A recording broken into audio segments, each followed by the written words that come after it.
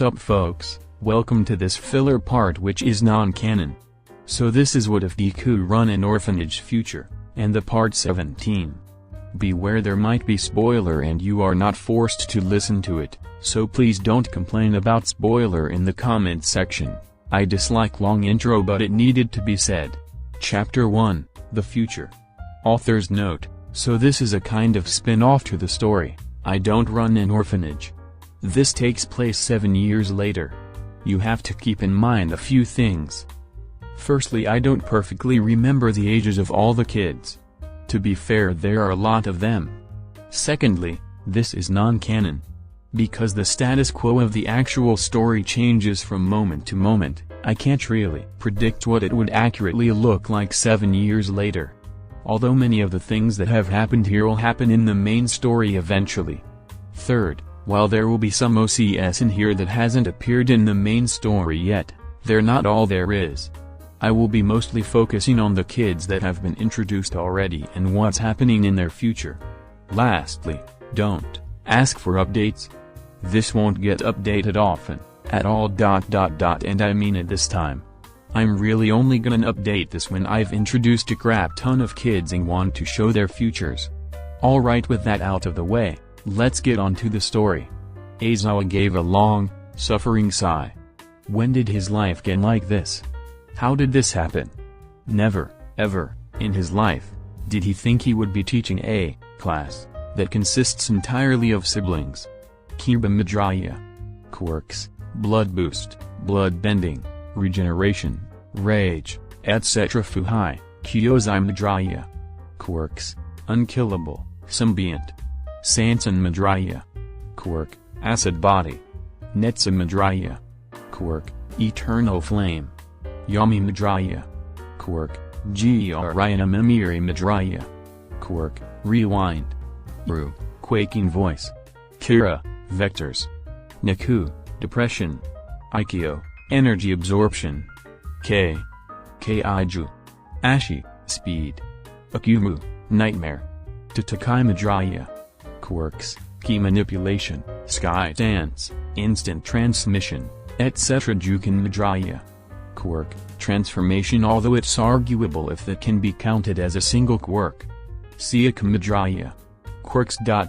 Well, it's debatable whether or not one could call what she has quirks seeing how she was made, but she did have numerous abilities. Himiko Midoriya. Quirk, transform. Shi Midoriya. Quirk, necromancy.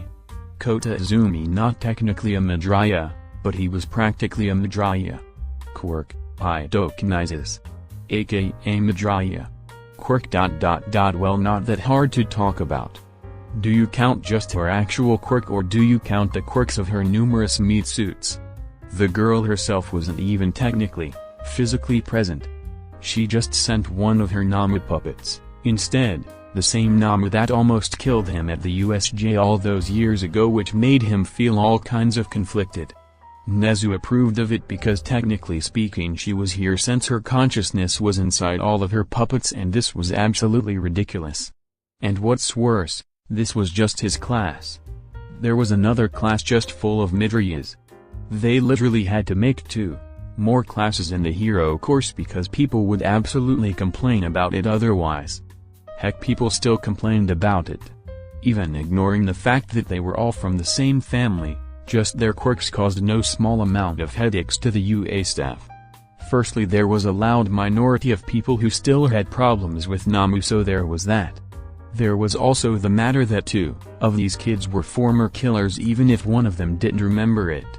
Then of course there was figuring out how they were gonna handle students that had multiple quirks.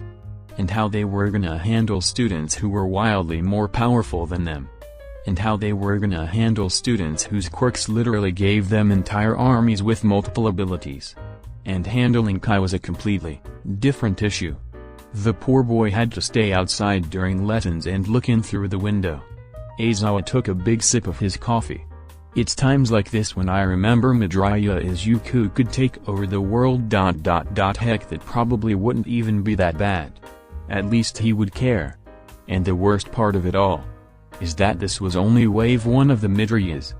God help me. Hours later at Midoriya Manor, In Kiba's room. Aha! Greetings my minions. I have returned from my day of lesions at the most prestigious hero school, Ue Kiba shouted into her camera.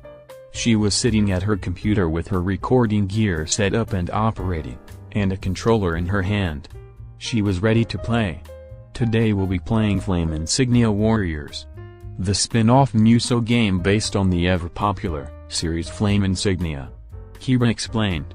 Now my minions, some of you might wonder why I would play such a game considering I have yet to play a Flame Insignia game. Yeah, I'm confused? Don't question our lady. Please inform us slowly minions, my lady. I think I know why. You see my underlings, we have a special guest appearing with us today. Kiba's grin grew a bit wider. Introducing, everyone's favorite VTuber and mangaka.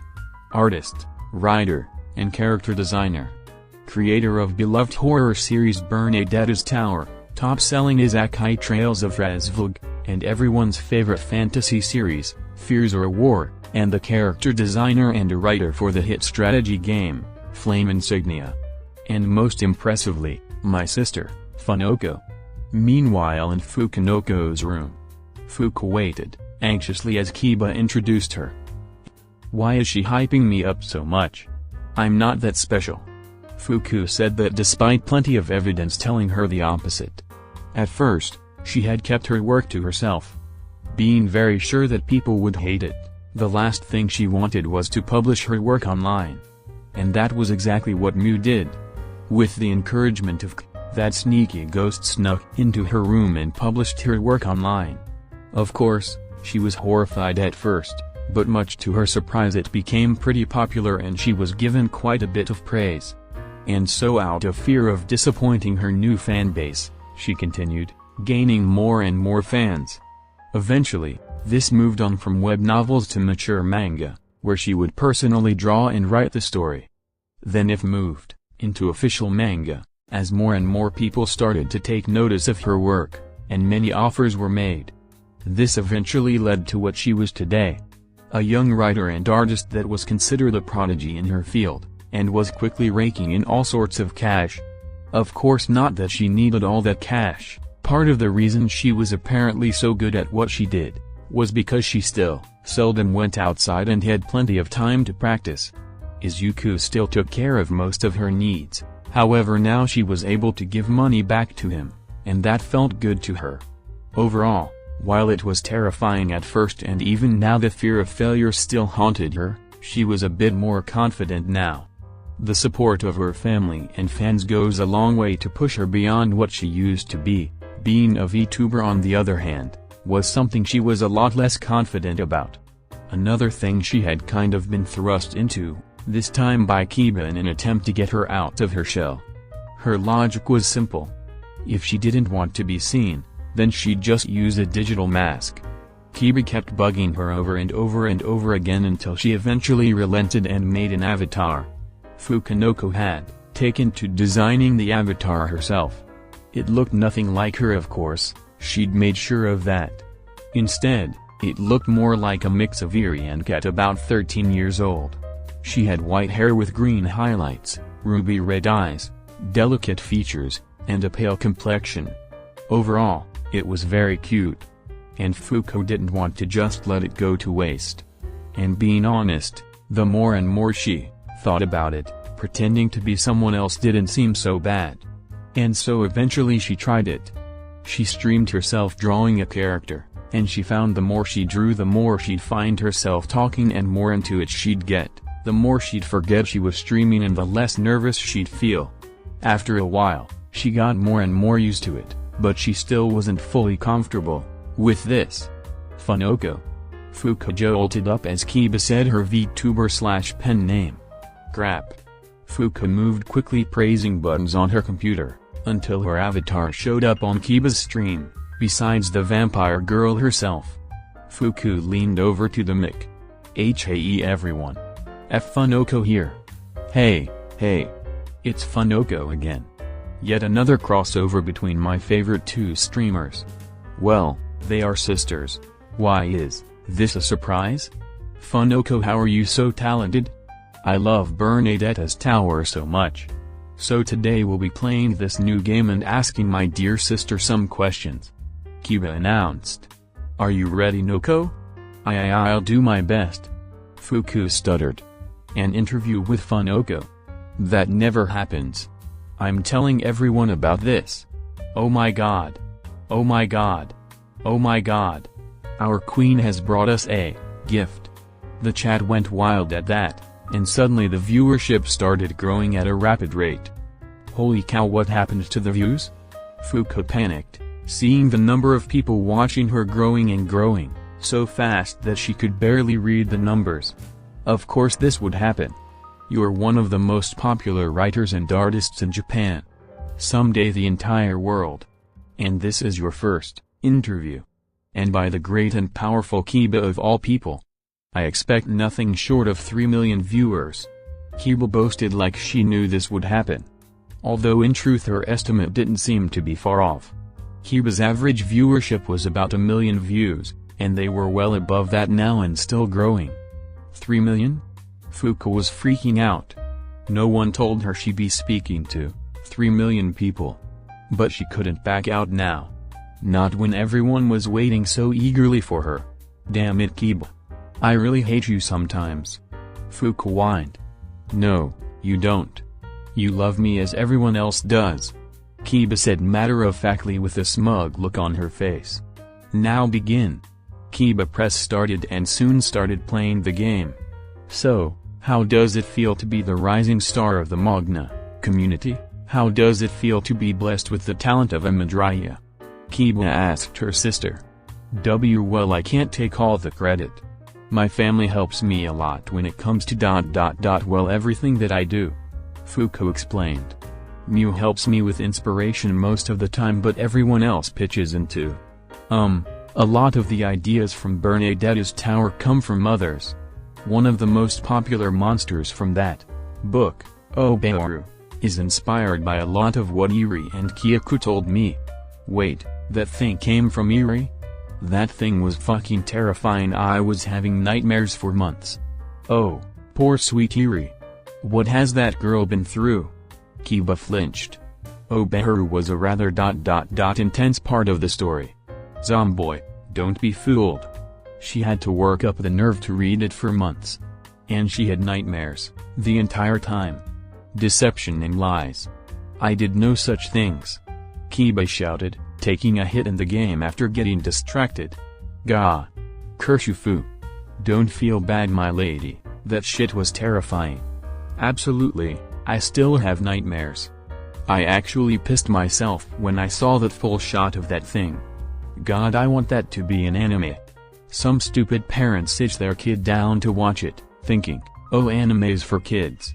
And then they hear their kid scream, and then they see Obaru, and then they both have to go to therapy for life. You need therapy. Anyway, like I said, I get a lot of help.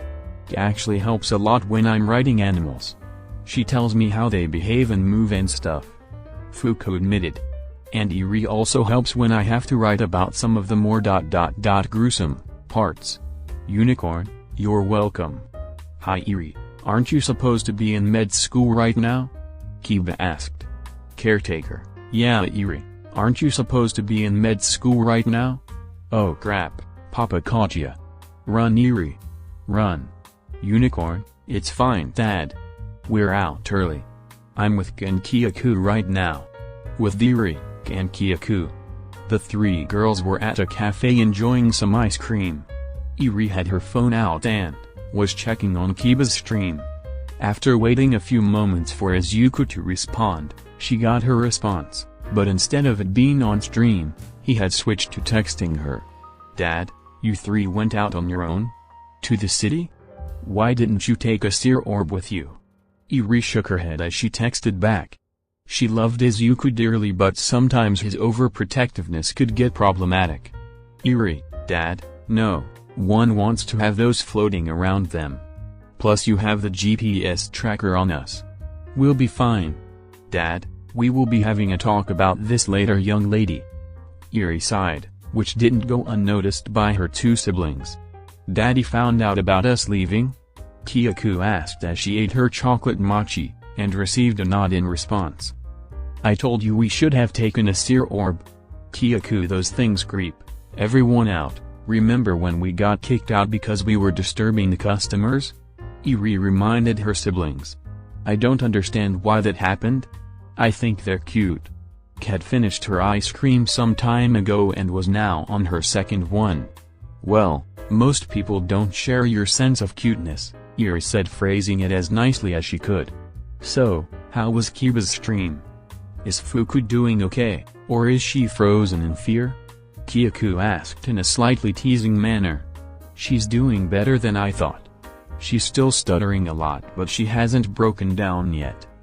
Eri explained with a big smile on her face. I'm so proud of her. Me too. I remember when little Fuku was a scared little girl who never left her room. Now she's a super popular writer and artist. Snakes gave out a pleasing hiss. Who still never leaves her room.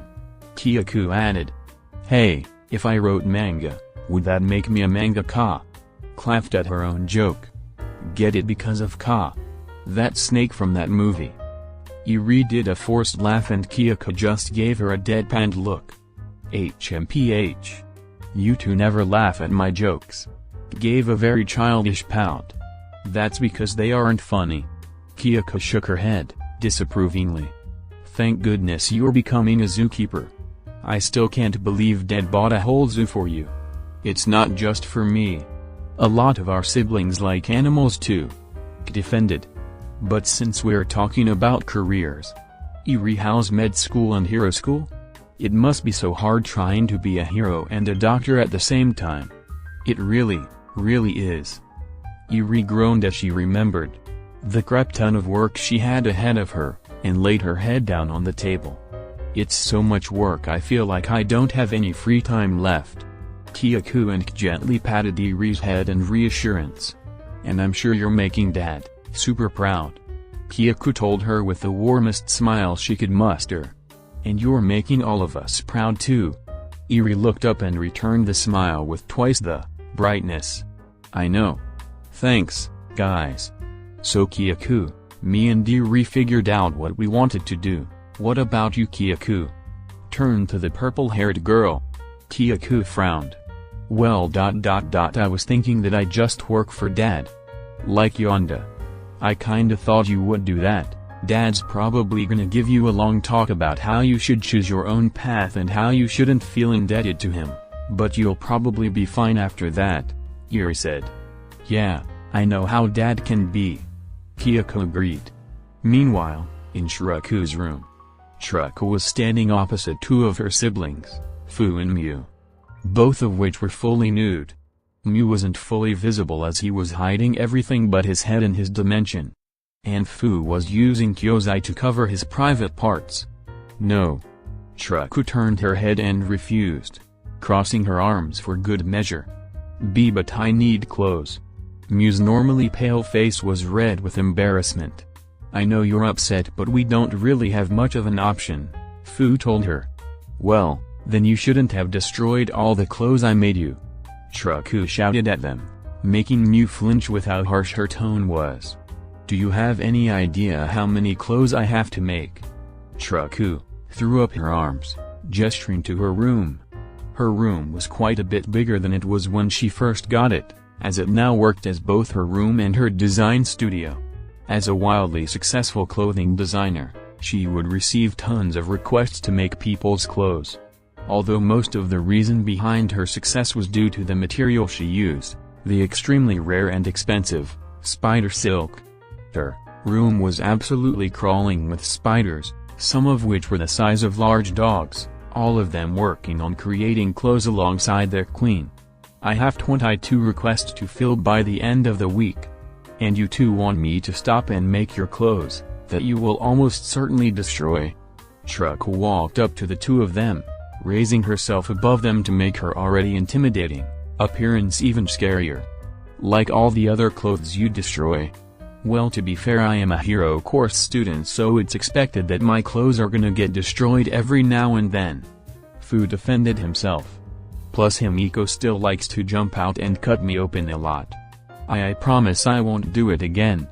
Mew was embarrassed to admit the number of times he had forgotten to take off his clothes before using his quirk and thus ended up reducing them to taters. No one really made clothes that were immune to being ripped apart on a molecular level by the unearthly forces of another dimension. HMPH. Fine.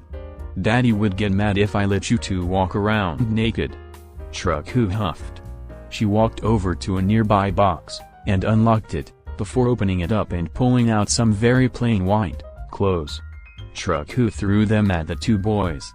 "Here. Wear these until I can make you something better. They're rejects, so don't feel too bad about destroying them." Fu nodded and took the clothes, before leaving to go put them on. Mew just stayed there for a moment, before looking up at Truku with an even redder face. I need to get out of the portal to get dressed." "Sorry." Truku groaned and turned around. Meanwhile, with Izuku, the now 22-year-old man was passed out at his desk, loudly snoring and drooling on his paperwork. Suddenly, the door to his office burst open, and in walked the head maid of the Midoriya household, Tsukuga, dressed in her normal maid outfit, which was Shiraku's idea, not Izuku's. "Sir," she said in her typical emotionless monotone. "Huh?"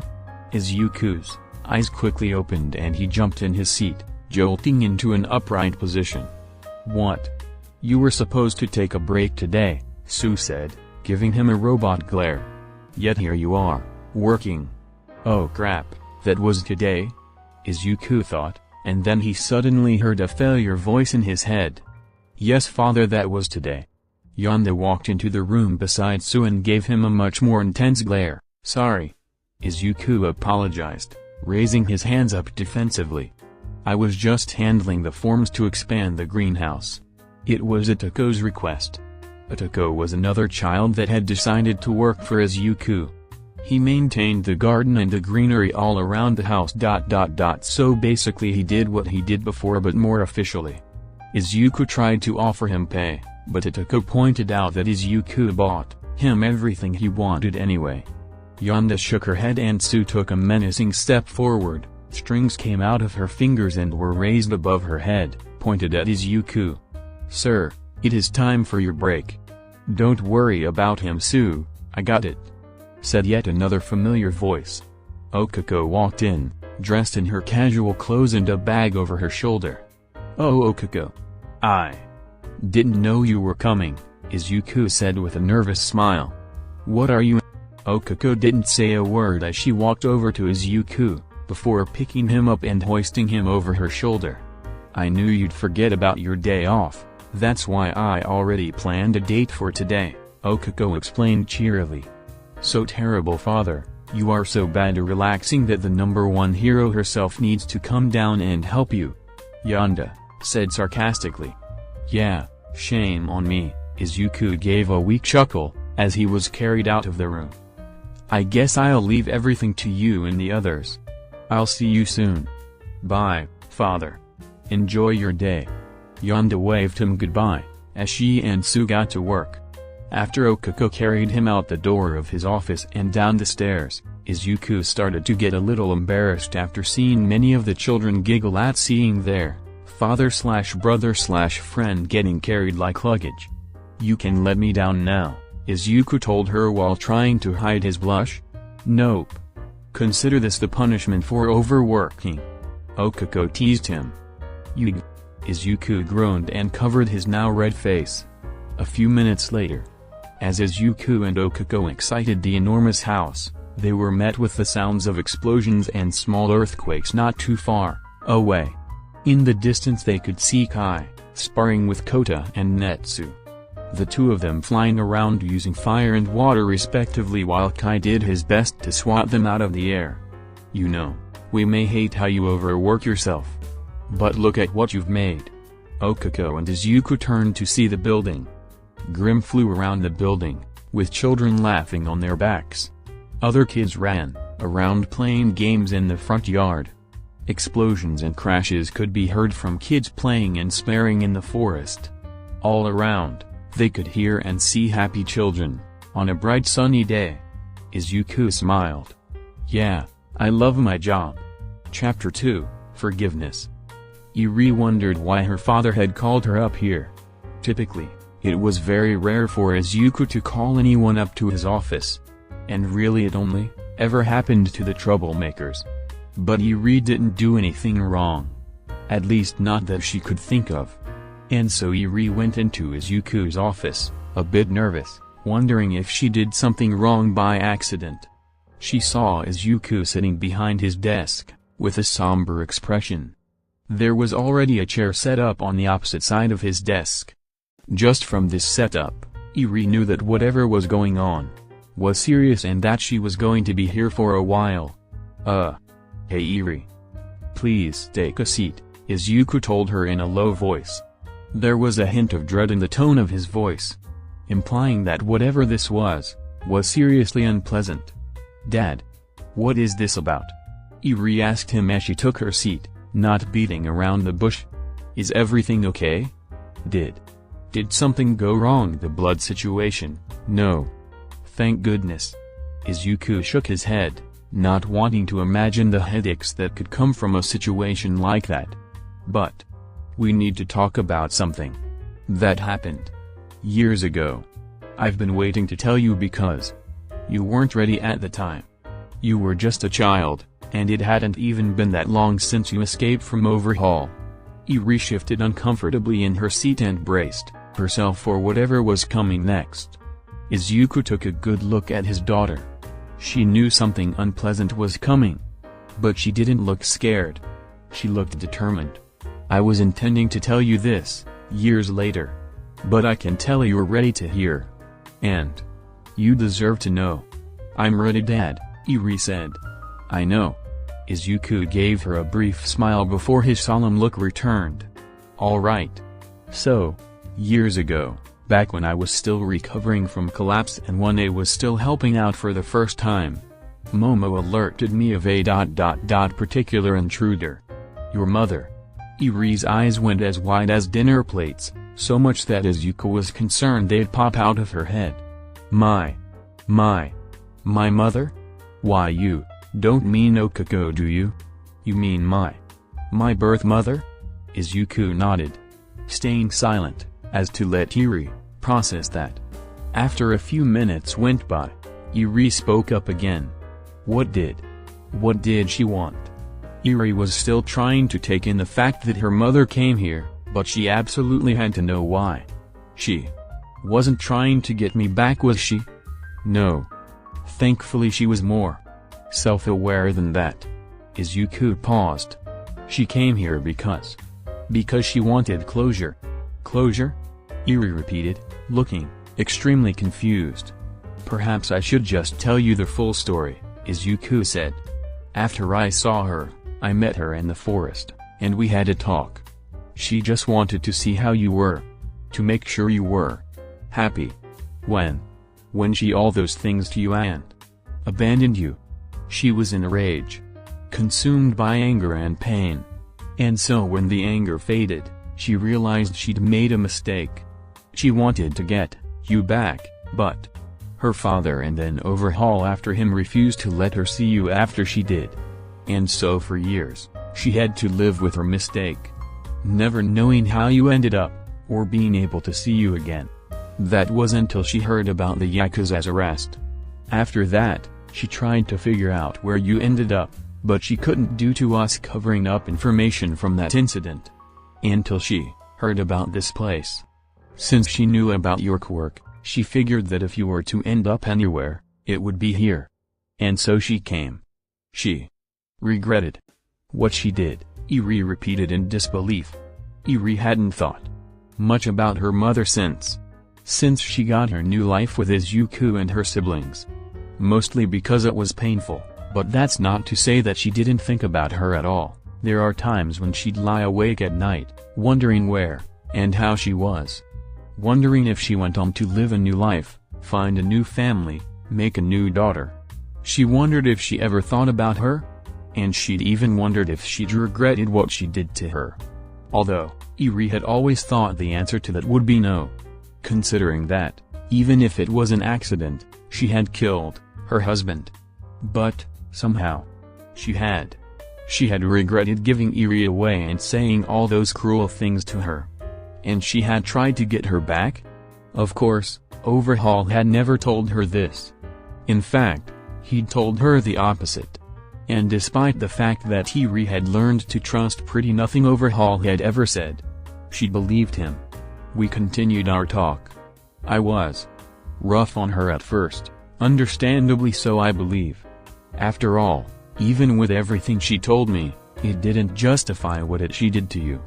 Izuku continued. But she was just so pitiable. She'd been living the rest of her life after that incident, alone. Forced to deal with the mistakes she made, with no one around her to help her cope. So when she came to me, she wasn't in good shape. She had clear signs of intense depression, like not taking care of herself, and neglecting her own health. So even after what she did, I had to kind of soften up on her. It was ironic really. For years Eri had been guilting herself over what happened with her original family. Convinced that it was her fault. And turns out her mother had been doing something similar. Maybe that's where she got it from. Eri might have found it funny if it weren't more equal parts tragic and worrying. And then she wanted to know what Overhaul did with you. Izuku cringed as he recalled how that conversation went. Eri felt a sense of dread fill her once he said that. If her mother had felt bad about abandoning her, then she can only imagine what she would have felt after learning what Overhaul did to her. It's not like Eri blamed her for what happened with Overhaul. It would have been impossible for her to predict that Overhaul would have taken over the Yakuza, let alone what he would have done to her afterward. But Eri definitely would have blamed herself if she was in her mother's position, and she can only imagine the kind of guilt that came with that. Not to mention her mother already was neglecting her health. How would something like this affect her? I told her. And she took about as well as you'd imagine. Izuku sighed. She just kept crying, and crying, and crying. For a long, long time. It was a sorry sight. And I was more worried for her than I was angry at that point. So I had to give her something to help her. To at least make sure she wouldn't do anything drastic. Eri knew exactly what he meant by that, and it sent shivers up her spine. There was a distinct possibility that she would have killed her other birth parent but sheer accident. And so we made an agreement. She would help out the house by providing both additional funding and medical resources. Izuku explained. As well as doing me some other favors over the years. We've talked a lot. I've been trying to help her get in a better mental state than she was. And I've been mostly successful. She's doing a lot better since we first met. She's gotten into therapy, she's resurrected her social life, gotten back in contact with some old friends. You've been in contact with my mom. For years. Eri reiterated, looking stunned. I'm sorry I've been doing this behind your back, I just couldn't leave her the way she was. And I couldn't tell you because you just weren't ready, Izuku told her. No, I understand, Eri told him quickly. Making sure he didn't beat himself up over nothing again. It's just a lot to take in. I understand. I don't want to add anything to make this harder on you but… Izuku hesitated, before taking out a piece of paper and sliding it to Eri. You have a decision to make. Eri took the slip of paper, and turned it around, and found a phone number on it. She didn't need to be told whose it was. I told her that one day, I would tell you about this. And on that day, you would decide if you wanted to see her again. And what kind of relationship you'd build with her if you'd build a relationship at all. Izuku explained. You could just tear this up, and never make contact with her again. She will respect whatever decision you make. In the end, it's all up to you. Eri looked at the paper. It was just a piece of paper but it held so much weight. As Izuku said, she could just discard it. Tear it up, throw it in the trash, and continue her life like nothing ever happened. As if there is no way Eri could just leave this alone, and never think about what effect this would have on her mother, what she could have done if she took the opportunity. The decision in all honesty wasn't much of a decision. She'd made up her mind rather quickly. Now all she had to do was work up the courage to do what needed to be done. I'll call her. Eri decided. I'll meet up with her and I'll see where it goes from there. Izuku bore a worried expression. Are you sure about this? You don't have to feel pressured to do this for her sake. Then I'll do it for mine, Eri told him, standing up and looking him right in the eye. This may be one of the last things I need closure for. And I've stopped letting fear hold me back. She can't hurt me anymore, even she wanted to. So I don't have anything to lose here. Izuku smiled and stood up, going around his desk, and giving Eri a tight hug, which she quickly returned. I'm so proud of Eri. I want you to know that no matter what happens, I'll support you no matter what. Eri smiled and snuggled close to him. I know. And you're still the one who raised me, even if it was a risk. So no matter what happens with Mom, you're my dad. And I'll always love you. H&GH. Izuku's face scrunched up, as he felt his heart clench, and a single tear rolled down his face. Eri smiled for a moment, before looking at the paper in her hand, and frowning. She would call her mother. But first she'd have to work up the nerve. It was about 30 minutes since Izuku and Eri had their talk, and all Eri had been able to do since then was stay in her room and look at the paper, trying to build up the courage to call her mother. Come on. You can do this, Eri told herself, as she sat on her bed with her phone in one hand, and the slip of paper in the other. Knock knock. Eri let out a breath she'd been holding, as a bit of the tension left her. She placed the phone and the paper on the bed and went to open the door. On the other side was Yami. So he told you, Yami stated bluntly, not wasting any time as per usual with him. Huh? Eri was not prepared for that as soon as she opened the door. Surely he couldn't mean what she thought he meant. T told me what? About your mom. Yami clarified. You knew. Eri wasn't mad. She knew why this was kept from her, but it was surprising that Yami of all people would know this. I saw a spike of negativity when she entered the forest. I got curious, and ended up listening to the whole thing, Yami explained with a shrug. Oh. I guess that makes sense. Thank you for keeping this to yourself. Eri told him. I don't want to imagine what would happen if someone like Kyoko heard about this. Yami nodded, before presenting her a beige candy bar. Calming candy. From the May I. Eri immediately took the candy bar and took a bite out of it. Quickly feeling the nervousness melt away, not entirely, but a lot. Oh, your girlfriend is a godsend, Yami. Not my girlfriend, and don't try and change the topic, Yami told her.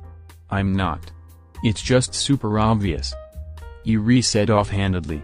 Yami rolled his eyes. How are you feeling? Well, I was more than a bit nervous before you came. Eri sighed, as she looked back at her phone. It's just. What am I even going to say to her? So, you already decided to talk to her, Yami noted. Well, my advice is don't overthink it. Given the situation, nothing you do will stop this from being weird, and awkward, and emotionally heavy. You don't have to know what you're going to say beforehand. Just call her, and say what comes to your mind. Given the situation, nothing you say would put you in the wrong here. So just go for it. I guess you're right, Eri said, gearing up to finally make the call. No use in prolonging this. Thanks, Yami, you and Mai are gonna make great therapists. Yami nodded and started to take his leave. Be strong, Eri. I'm on my way to help Mai at the soup kitchen. Oh, a charity date. Eri teased. Yami rolled his eyes once more, as he walked out of sight.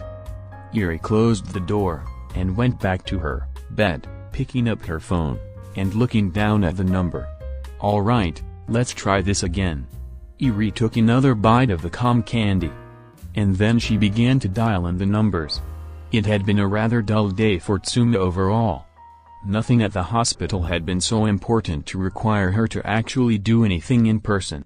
So she was spending most of her day behind the desk in her office, doing paperwork. She sighed as she put another paper in the finished pile, which, much to her frustration, was still smaller than the unfinished pile. Ugh. Right now I wish for anything. Literally, anything would happen right now. I need a freaking excuse to get away from this crap, she thought as she went to deal with another paper. VRRRRRRRR. Suddenly she felt the phone in her coat pocket vibrate. Tsuma quickly took out her phone, hoping that whatever this was would take her away from this monotonous misery. Unknown caller. Tsuma shrugged and decided to accept it, holding the phone to her ear. Hello? Is that really you, Mom? Asked a young girl's voice. A bolt of shock ran through Tsuma's body, which caused her to sit up before she froze. It took her a minute to even process what just happened.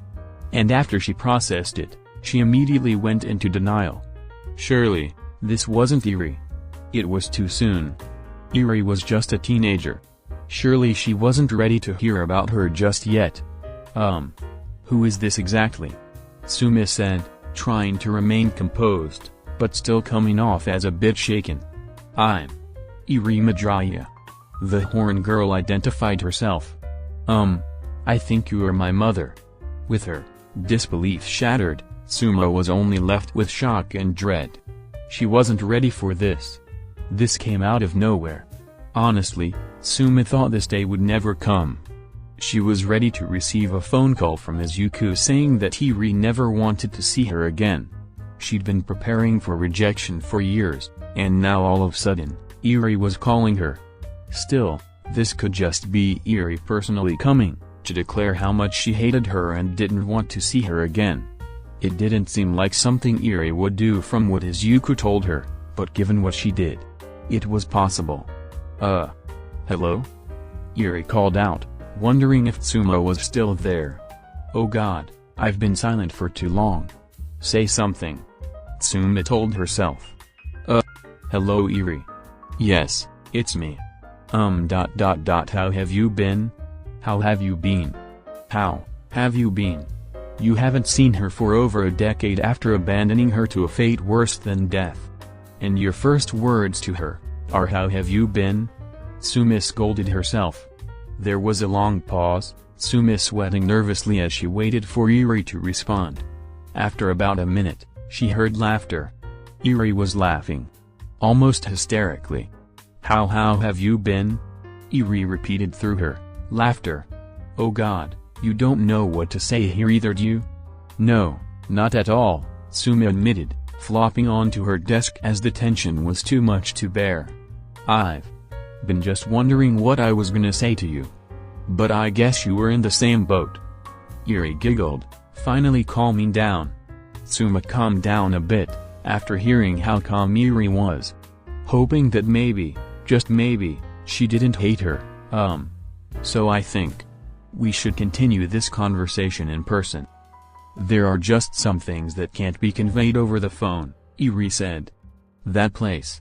I barely remember it. It was an ice cream place that we went to whenever you guys were super happy about something and wanted to celebrate. The memory hit her, and her eyes widened. Yamu Parlor. I haven't been there in so long, but I'm sure they're still open. And I remember where they were. I can text you the address. That would be great. Thank you. Eri said. In that case, I'll meet you there tomorrow. 8 o'clock. Please don't be late. I would never dream of it. Tsuma said immediately. You really do regret it? In that case, I'll meet you at the parlor, Eri said, before hanging up. Tsuma just stayed in that position for a few moments, processing what just happened, before figuring out her next move. And her next move was to call to Izuku. After the phone rang for a few seconds, Izuku picked up. So I'm guessing she called you? Yes, she called me. What the hell? Tsuma asked in outrage. She's a teenager. How is this the time to tell her about this? I'm guessing she was more put together during the call than you though. Izuku assumed. I mean. Yes. But you could have warned me. Tsuma pouted. That came out of nowhere for me. If I warned you, you might have done something stupid. Like not pick up the phone. Izuku told her bluntly. Besides, nothing you could have done would have prepared you for that phone call. I hate how right you are. Tsuma sighed. She asked me to meet her at an old ice cream parlor we used to frequent. Tomorrow. Oh well, that's good. You do understand what happens if you blow this, right? Izuku warned her very casually. I am well aware. Tsuma shouted. I am so fucked. I am so fucked. What do I even do? I don't know. Eri's a very tolerant person, so it's not like she'll just get up and leave if you make a slip up. But you are still on very thin ice here. So try not to freak out, but at the same time stay alert of what comes out of your mouth. Izuku told her. That's so vague, Tsuma complained. Well, I don't know what to tell you. Just try your best. Izuku said. Now if you excuse me, I have a new batch of babies coming in for the first time in a while. Out of context that sentence so bad. Tsuma pointed out. And with full context, it's even worse, Izuku added. Well, bye. Then without another word, Izuku hung up the phone. Tsuma plopped her phone on her desk and took a deep breath. She was so screwed. Eri looked down at her watch, as she made her way to the ice cream parlor. 7:49. She was a bit early, but not too early, so it wasn't too much of a surprise when she saw her mother was already there, sitting in a booth close to the window. Even after all these years, it was impossible to not know it was her. Was it because of the distant memories she had of her? Or perhaps it was something instinctual? Or more likely it was because of the uncanny resemblance they shared. With her mother looking almost exactly like an older version of herself, except for the lack of a horn and ruby red eyes. It took Eri a minute to realize she'd stopped walking, and had just been staring at her mother from outside the window like a weirdo. Eri took a deep breath and entered the parlor. A bell rang when she opened the door, signaling her entrance, and she immediately went to look over at her mother, who was looking right at her. Their eyes met, and for a moment, they both froze. However, not wanting to stand in the doorway like an idiot, for minutes on end, Eri quickly looked away and focused her sight on the counter, and the old man working behind it. Eri quickly walked over there and made her order. Do you have anything fruity? We have some warm apple pie with a scoop of vanilla on top. The older man told her. That. I'll have that. Eri quickly turned to look at her mother, seeing that she had nothing in front of her, before immediately turning her head back. Make it two. Meanwhile, in the booth, Tsuma was panicking, big time. The last time she had seen her in person she was so tiny, so small.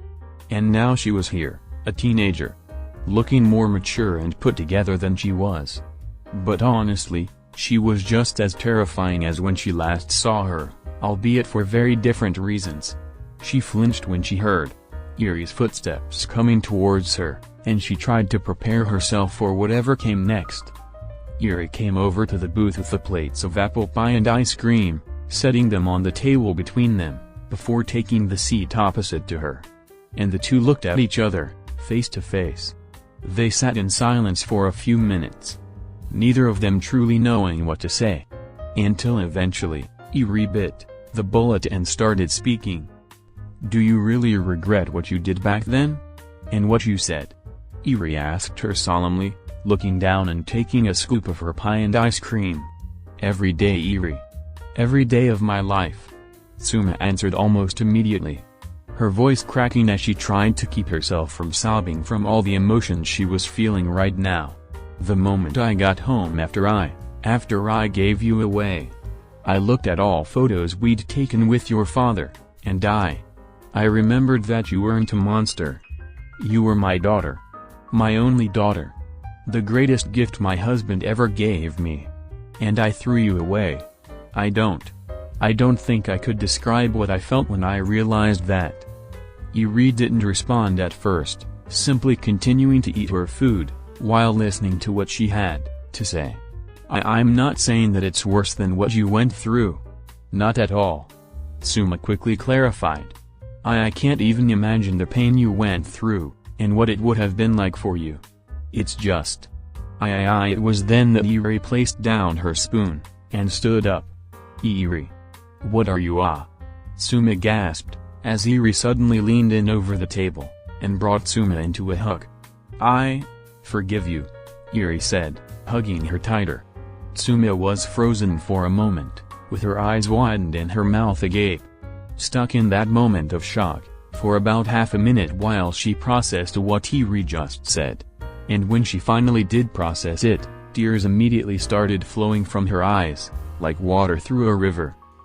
Suma tried to get out words, but it all came out as choked sobs.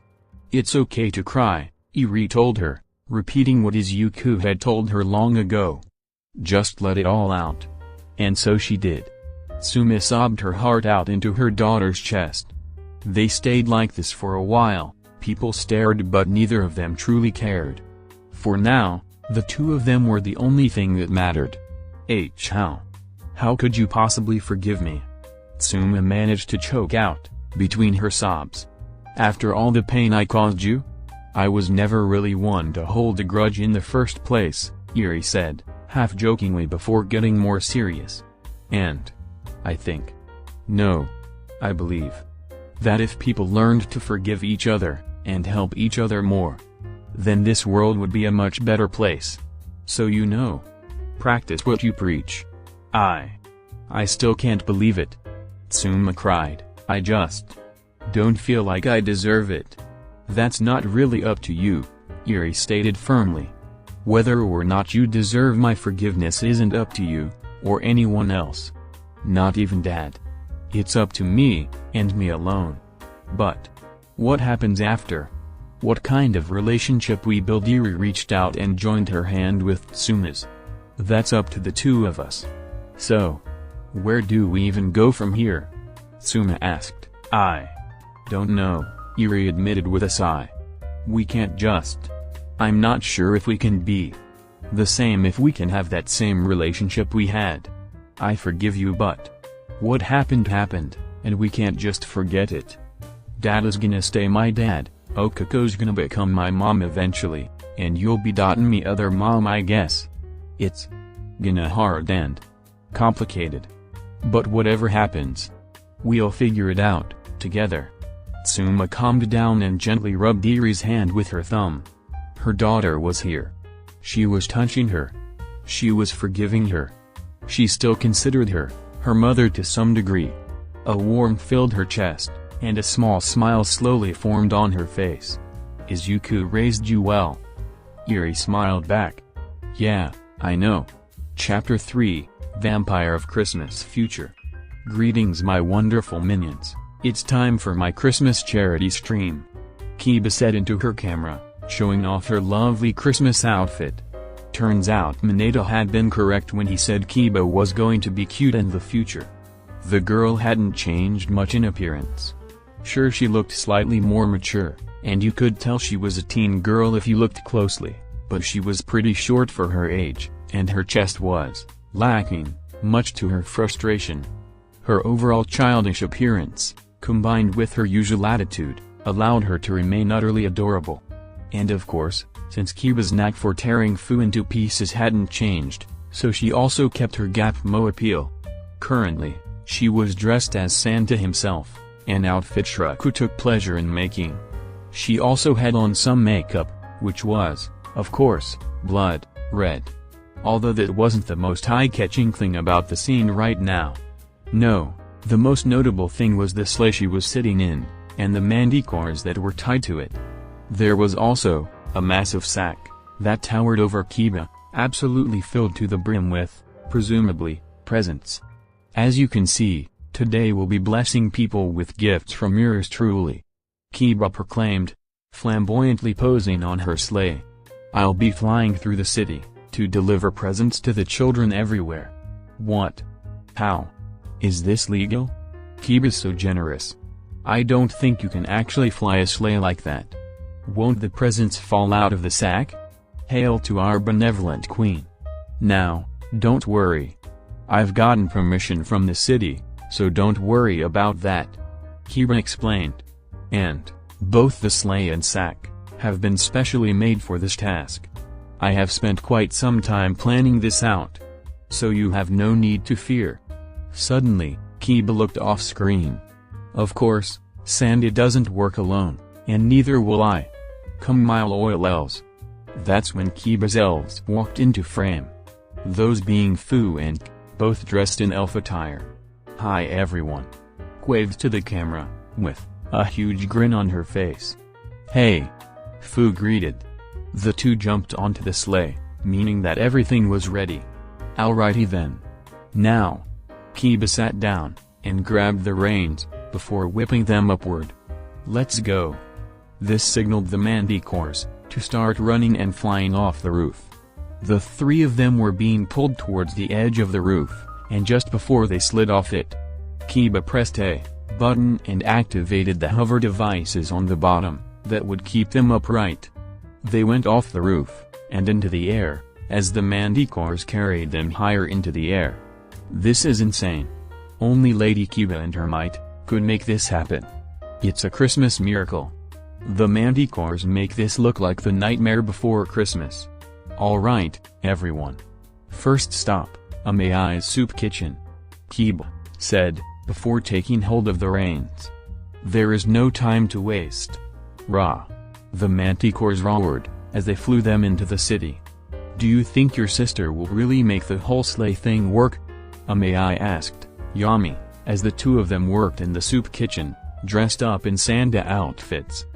Joining them was Fuku, also dressed as Santa, who, in the spirit of the holidays, agreed to help out with the cooking, so long as she got to hide in the kitchen, away from everyone else. It helped that Amei kept feeding her mood candies so she couldn't get too stressed out. Meanwhile outside the actual kitchen, there was, of course, the usuals, but there were also a lot more kids here than usual. As Kiba had asked that they gather as many of the children in the area, at the kitchen. She's Kiba. So probably, Yami said, as he put a ham in the oven. Yeah, the only things that have ever stopped Kiba is herself. Fuku agreed. And Sansan. Yami added. Don't let her hear you say that. She'll go nuts. Amei giggled. Suddenly, Netsu, who had been helping out as well, ran into the kitchen. Guys, she's here. On the roof. Well, looks like she made it. Amei smiled.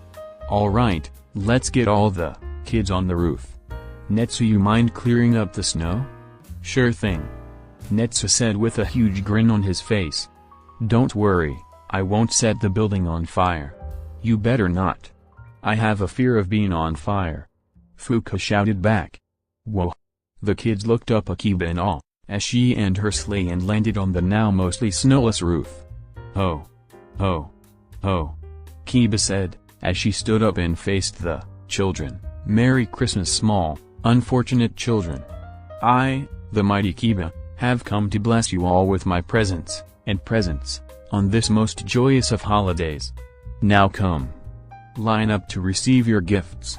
Fu used Kyozai's tendrils to reach the top of the bag, untie it, and start bringing down gifts, handing them down to Kiba and to give to the children, making sure to give the blue ones to the boys and the pink ones to the girls. The children eagerly took the presents from the two girls, before moving away from them and opening them up immediately. Inside they all found the same thing. 2 sets of clothes, one set for warmer weather and one for hotter, that were personally made by Shiraku. As well as a random toy. Be it an action figure or a doll, or something else. The children gasped. All of them getting huge grins on their faces, at the sight of new clothes and a toy. Most of these children barely had any clothes, let alone ones for the seasons. So this was a real blessing for them.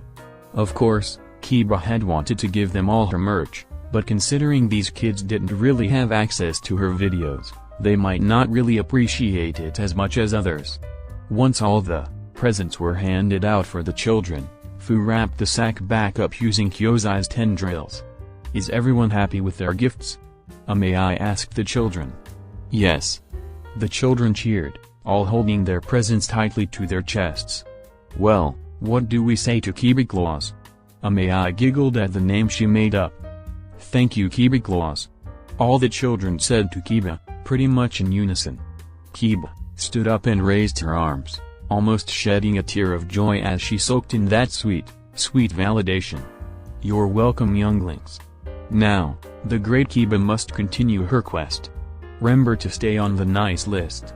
And have a Merry Christmas.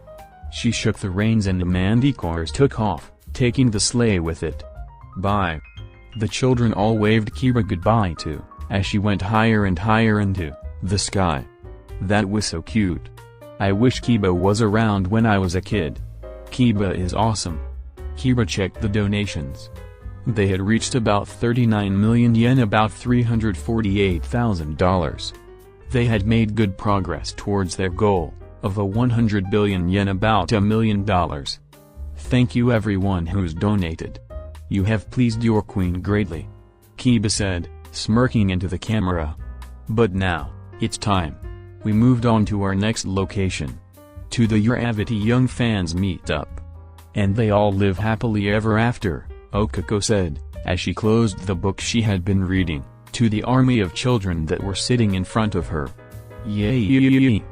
The children cheered as the story ended happily. Their cheers were deafening and caused Okako's ears to hurt, doing more damage to her than most villains. More. Now kids. Izuku put a hand on her shoulder. We told you that would be the last one. And besides, we have something else planned for you all real soon. Just then, with perfect timing, Izuku got a text. He pulled out his phone, and saw it was a message from Fu, saying we're outside. Izuku turned to Okako and whispered to her. They're here. Okako's face lit up, and she turned to the kids and stood up. All right, kids. Are you ready for a special surprise? Yeah. The kids cheered and screamed again. All right, put on your hats, jackets, and gloves, because we're gonna have to go outside for this next part, Okako told all of them. Okay. The children cheered, quickly getting up and running towards their parents, eager to go outside and see what the surprise was. Ho! Ho! Ho! Kiba shouted as soon as the kids came out, and saw her and her sleigh. She's gonna do that every time we land, isn't she? Fu thought. You know she is. Kyozai responded in his head. The children gasped. Presents. All the children quickly swarmed her sleigh, and they quickly had to start handing out presents. Whoa! It's the new Hawks action figure! Shouted one boy excitedly as he opened the present. I got Mount Lady! Shouted another boy. I got Charge Bolt! Shouted a girl. I got the new superhero Bash game! Shouted another girl. No way! Shouted the children around her. Seeing as the next stop was at an Gravity fan meetup, the next layer was filled with all sorts of hero-related gifts. Namely toys and games. It took quite some time to give out all the presents. Fortunately, they knew how many children would be there ahead of time, and so they didn't have to worry about running out. Once all the gifts were handed out, Kiba looked down at the smiling faces of the children once more. She took a deep breath, absorbing the admiration and joy like a sponge, and if you looked close enough, you could see her head get bigger, as it all went right to her noggin. Meanwhile, Izuku and Okako watched proudly in the back. I'm so proud, Izuku said, tearing up slightly, causing Okako to get closer to support him. It's thanks to you she turned out so great, Okako said, giving him a peck on the cheek. We all know how easy it is for egos to get out of hand. Well, she was already a good kid, I just kept her that way, Izuku responded humbly, while still staring up at Kiba with tears of joy in his eyes. Such a good girl. Meanwhile, back with Kiba, she looked past the Kyodon and saw her father smiling and sobbing happily, looking at her with pride. Kiba felt a burst of unparalleled joy explode inside her, and she waved at her father, along with Fu and and saw him wave back. Look at Papa Zuko looking so proud. I don't think I've ever seen a more proud father. Everyone donate more. More. Kiba took that as a sign to look at the donations. And her eyes went wide when she saw that the stream had really picked up, and so did the donations, surpassing 100 billion yen, and reaching 100,356,789,987 yen, and rising. This is fantastic. Kiba said to the camera. Amazing work, my minions. Your charitable Christmas spirit is astounding. Truly you have surpassed my expectations. Wonderful. Now let's see how far we can go. We do have one more location to visit, before the end of the stream. She shook the reins, and the manticore started running forward, pushing the sleigh into the air. Bye Santa. The children waved goodbye, as Kiba flew away. Kiba finally reached the last destination, as she landed on the roof of a children's hospital, where the director of the hospital, an elderly man in a suit, was waiting for them. Miss Kiba, it's an honor to have you here. The director greeted them with a smile on his face. I'm so happy you decided to come and give presents to the children. Well, if anyone could use some Christmas cheer from yours truly, it would be those plagued by illness, Kiba said as she and the others came out of the sleigh, with Fu using Kyozai's tendrils to take the sack and the camera with them. What kind of queen would I be if I didn't attend to my most unfortunate of subjects? Well then let's not keep them waiting, Fu said, wanting to keep things moving along. Yes, I'm eager to see the children's faces when they see you. The director said. I'm sure they'll be overjoyed. Byoki was scared. Of course, it was natural for an 8-year-old boy to be scared when he was told he had some kind of disease and that he would need to stay in the hospital for a while. His parents had tried to reassure him that everything was going to be alright. But if that was the case, why did it look like his mother had been crying beforehand? And now he was going to be here during Christmas.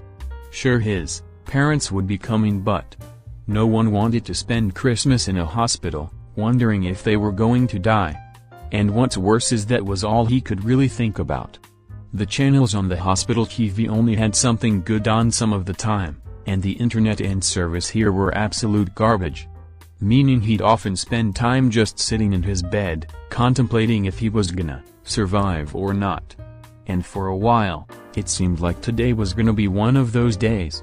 With him sitting in his bed doing nothing, trying not to pay attention to the dead silence of the room.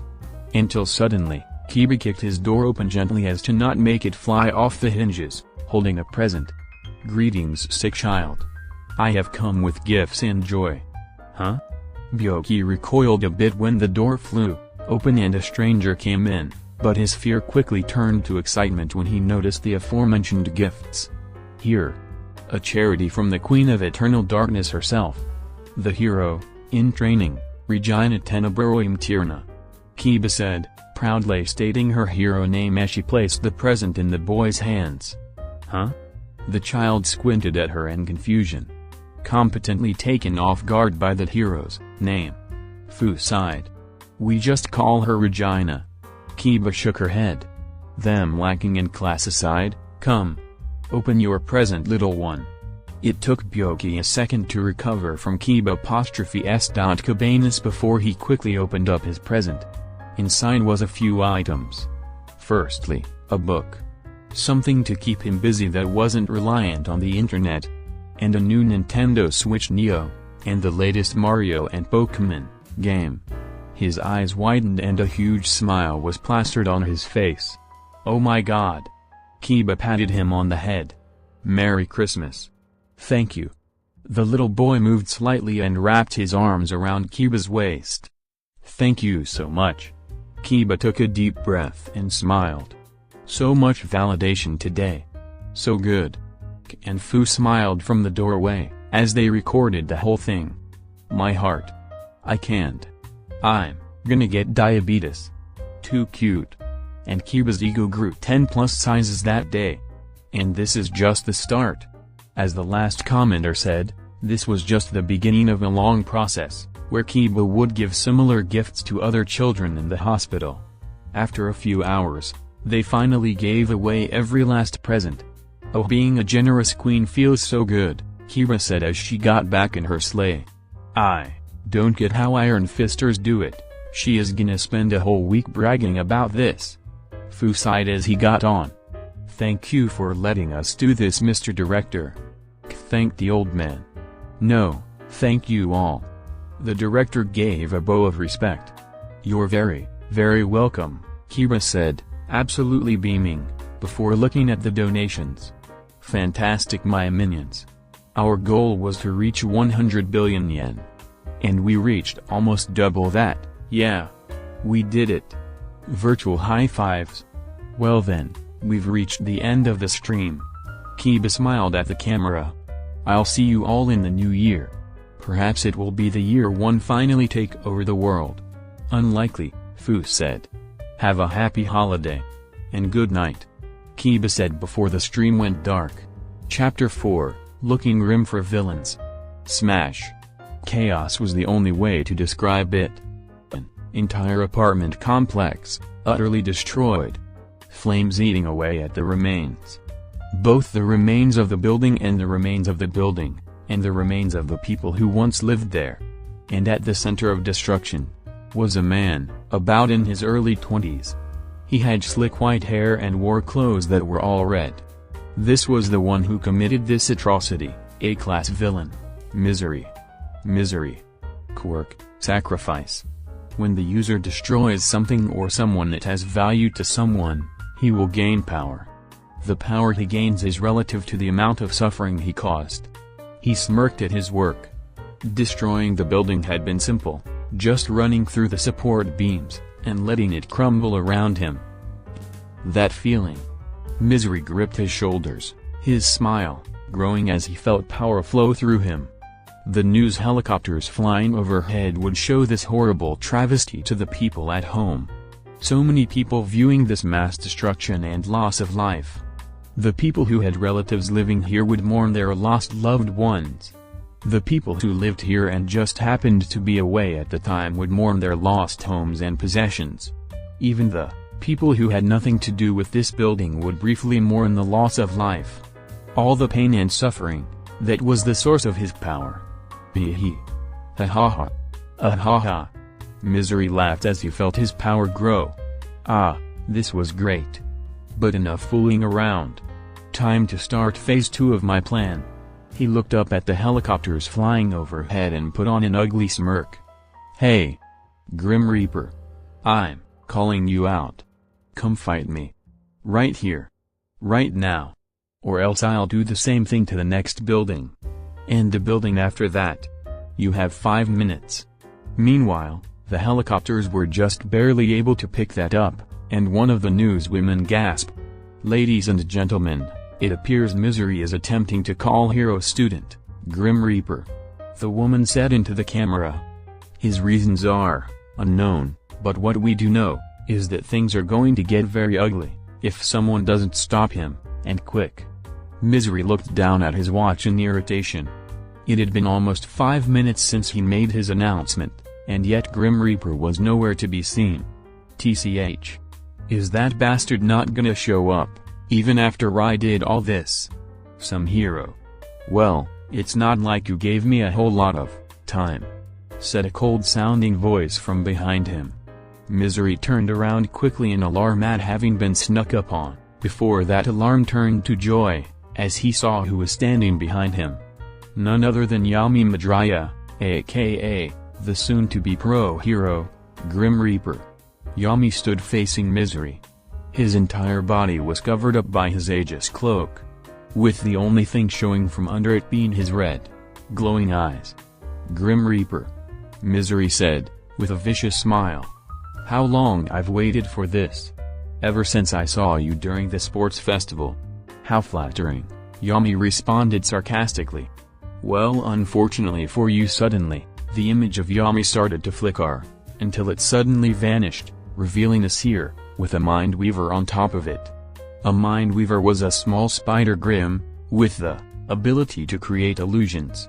I'm not actually here," Yami continued, speaking through the seer. If you really want to fight me so badly, I'll meet you at Dagobah Beach. Hey! You're on, kid. Misery immediately turned in the direction of Dagobah and jumped away, making his way towards his long-awaited battle. It was late at night by the time Misery reached it, hitting the sand with a loud thud. He smirked, as he saw Yami waiting for him by the water. Yo! Yami turned towards him. He was wearing the same thing as his illusion was earlier, which made sense because it was his hero costume. You're not very smart, are you? Coming to an area after your enemy has had time to prepare. Especially when that enemy is me.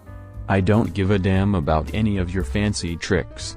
Misery said, cracking his knuckles. It doesn't matter what you do.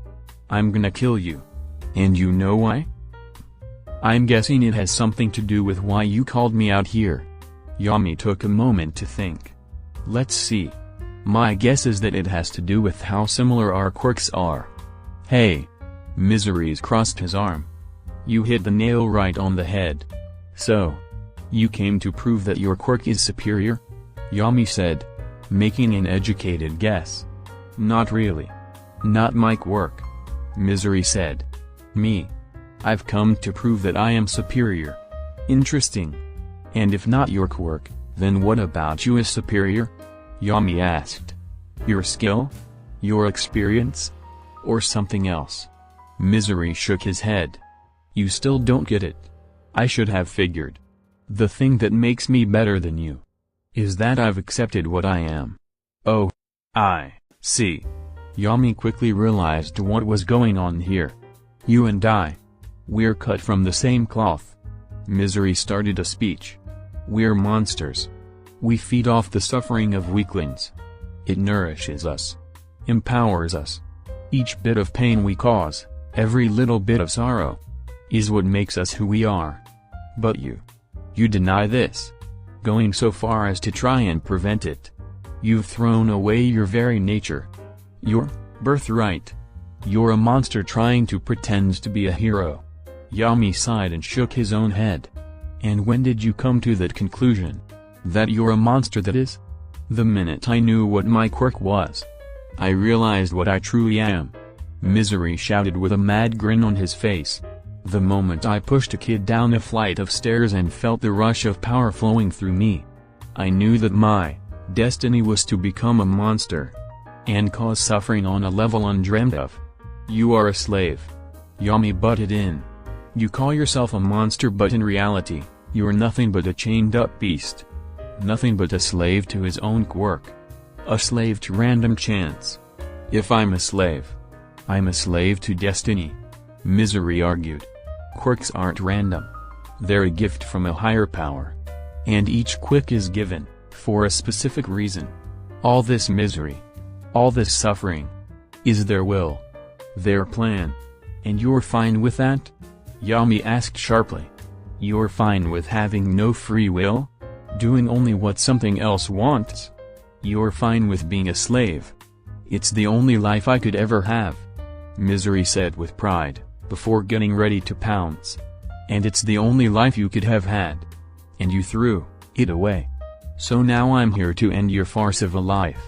If you want to blame anyone, blame that quirkless shithead you and Dad. I see. You know, honestly, when first saw you I pitied you. I thought that you were forced into this life by quirk discrimination, like many other villains. Forced to think that this was all life was for them. Yami's red eyes glowed more intensely under his hood. But you, really are nothing but a collared beast. Reacting only on instinct, with no thought of how it may hurt another.